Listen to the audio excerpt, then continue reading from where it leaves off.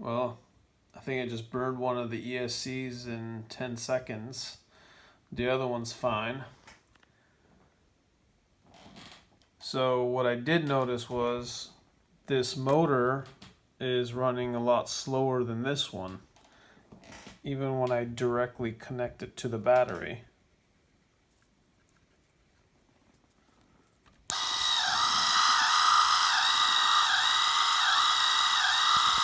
It's not as strong.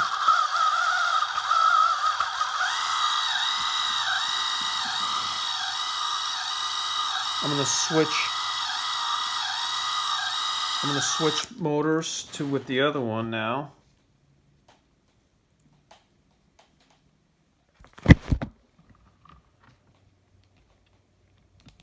Come on. So, same power source. And you can tell it's much faster and it's got a lot more power to it. And actually, you can see the sprocket moving. On the other one, the sprocket won't even move.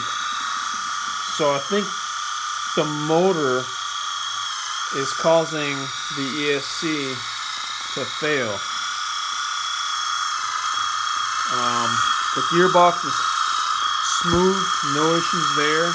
I took the whole thing out and spun it. It's free. There's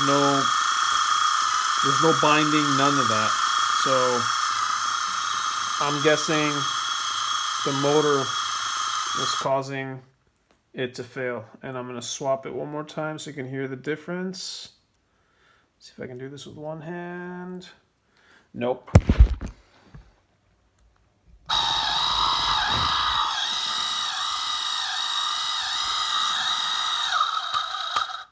See? You can stop it, you know. It doesn't have any...